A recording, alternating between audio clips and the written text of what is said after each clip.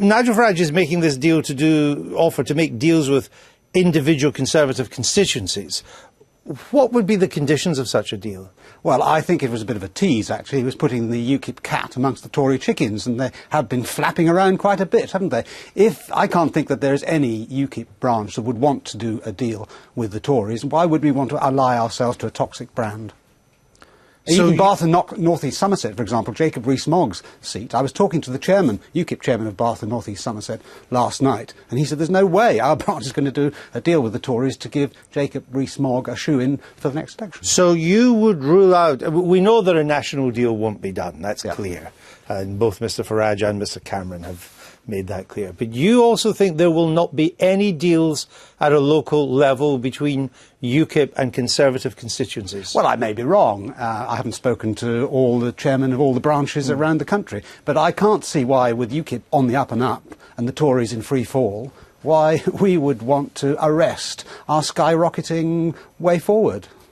Sounds to me like you would be against it if a constituency wanted to do it. Not saying you would try to stop it, but you would tell them no. Well, Nigel has said that local constituencies are free to enter such deals if they want to, and then our national executive will look at each individual application on a one-by-one basis and decide whether this is a sensible thing to do or not. So you could stop a constituency from doing it if it was so minded to try and do a deal? We could do that, yes, certainly, but I think it's a pretty academic discussion. And I think it was just Nigel being naughty.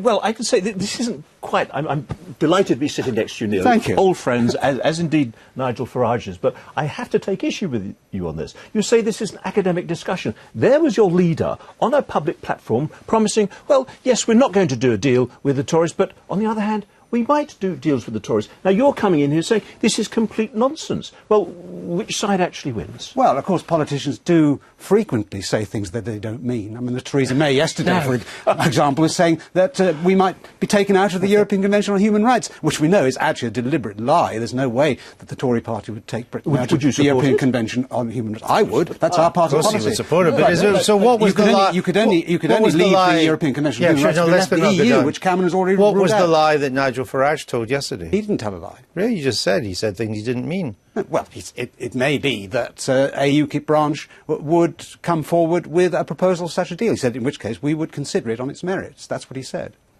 And that's what we would do. Sounds unlikely, then. Well, I think it is very unlikely. So you will fight against the Jacob Rees-Mogg, Peter Bone, and Nadine Dorries. You'll put UKIP people up against them? Well, I imagine that each of the branches, and I know for certain in the case of Bath and North East Somerset, Jacob Rees-Mogg's seat, excellent man though Jacob Rees-Mogg is, I like him a lot, and he certainly adds a je ne sais quoi, if I can use a UKIP phrase, to the House of Commons. And is that all English? I would, on personal grounds, regret his departure. But, you know, UKIP is now a political party. It is not a fringe pressure group. We are out to win elections, and we're doing that very well. But what is the evidence you'll win any seats at the next election? The next general election? If you look at the local election results of May, aggregated on a parliamentary constituency basis, we would have won Boston and Skegness, Sittingbourne and Sheppey, South Holland and the Deepings, Rayleigh and Wickford, and several others. And we are going into this European election campaign as the odds-on favourites to win nationwide.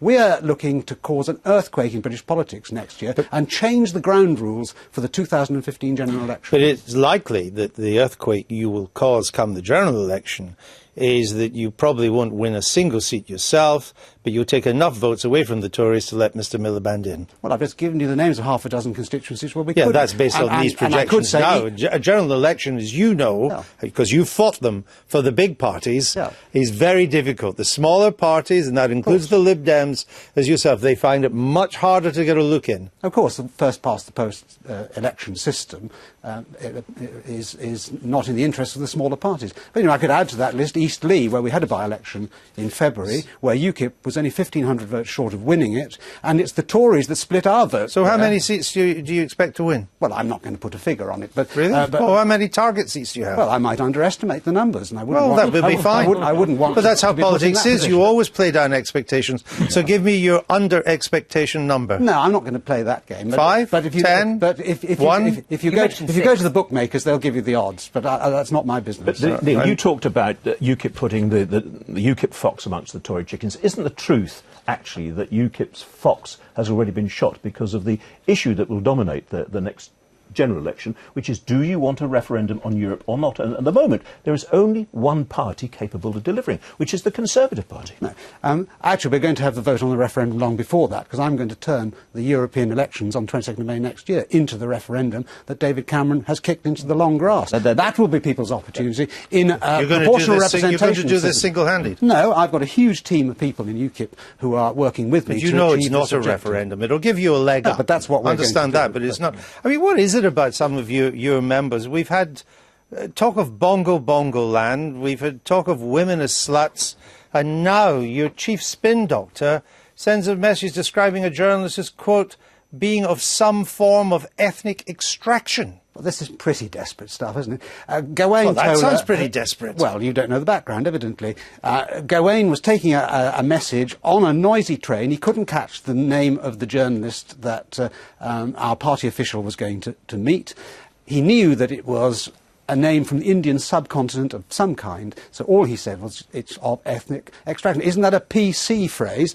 He could have said black, Asian, or some more pejorative word. Some Actually, he form used of ethnic extraction. Well, we're all of some form of ethnic extraction, aren't we? Yes.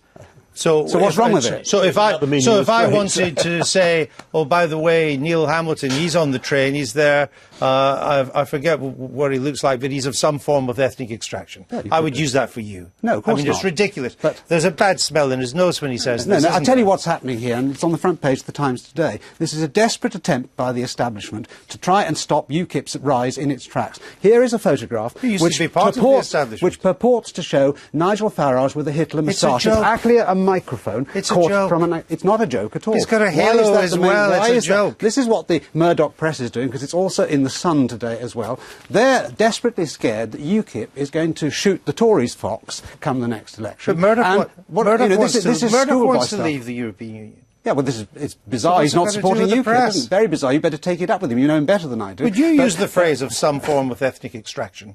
I might do. What's wrong with it? That shut you up, isn't it? No, not at all. I'm just letting the words hang in the air if you don't think there's something wrong with it.